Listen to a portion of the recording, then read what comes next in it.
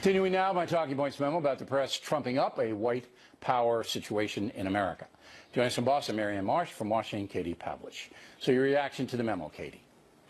Well, first of all, I think it's really important to go back to some of the numbers that we saw coming out of this election. Donald Trump received nearly 3 times the votes from Muslim Americans than Mitt Romney did.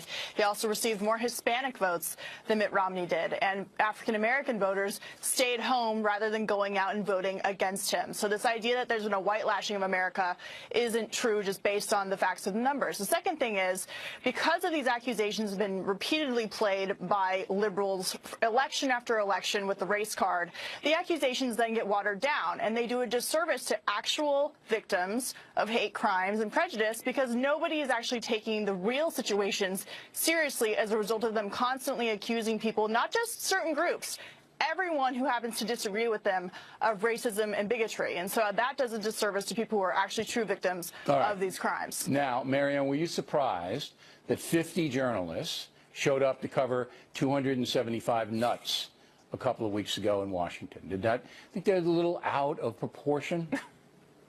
Well, I'm always surprised when there are 50 journalists anywhere for anything.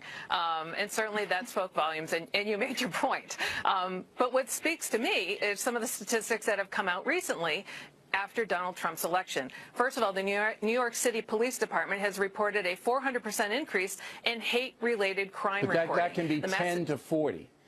All right, I mean, come on, you can't do raw numbers. Okay. We put the raw numbers up on the screen, and it's infinitesimal. Raw numbers, Massachusetts Attorney General's Office, 400 calls in less than 2 weeks on hate-related crimes reported. No, but this is spin. Yes. They advertise. No, that's a fact. They advertise in Massachusetts, where you live. They advertised for calls. Okay, you didn't say that. No, they never had that. No, well, no. They first of all, yes, I am in Boston. If you had been the victim of a race crime, call this number. I'm surprised it was just 400. With all the nuts at BU and the other colleges, it should have been 4,000. Okay, no, even Hampshire College alone. Come on. They were getting calls. No, Bill, come on. Hey, we're getting calls. They never had a hotline like that. They set one up, and look at the response. What do you think is going to happen? 400 calls. Are you saying these 400 things didn't happen? Do you say people aren't being attacked? I'm not saying anything. I'm saying when you set up a hotline and advertise for a hate crime, people are going to call in. All right, there's a few bars up there in Boston. And they're investigating them. And they're investigating them. More power to them. I don't want hate crimes. Let them investigate. I can tell you how thrilled the Boston PD is all about that. All right, Katie, now, you don't believe, Katie Pavlich, that there's a white power movement in America of any significance, do you? No, absolutely not. So why then is the media telling you folks there is? Well, because the media was against Donald Trump from the beginning. Okay, so it's purely driven to make Trump look bad. Well, it's driven by two things. It's driven by trying to make Trump look bad, but it's also driven by their own need to prop up their false narrative that Donald Trump is a racist, that all of his followers, not just a few, are racist, and so they're trying to make themselves feel better. You don't believe, Marianne Marsh, I know you don't believe, that there's some white power explosion in this country, do you? I don't believe that. But I do believe that people now say and do things publicly that they never used to do. What do you mean, and throughout this campaign, hold on, the 1950s?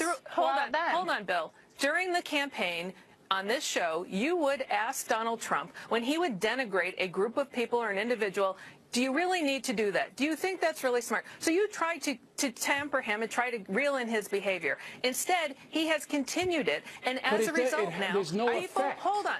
No, that's not true, Bill. He said and did things that most people would get fired from their job, expelled from school, or grounded by their parents. I think that's fair. He got and you know what, Marianne? The American people said, we don't care. They gave him 62 million votes. We want to have jobs in this country. We're voting for them. But there is no effect. So it changes the boundaries. It changes the boundaries of what is acceptable now in society, in politics, and culture. It doesn't change them until the stats say there is a problem. And the stats do not say that.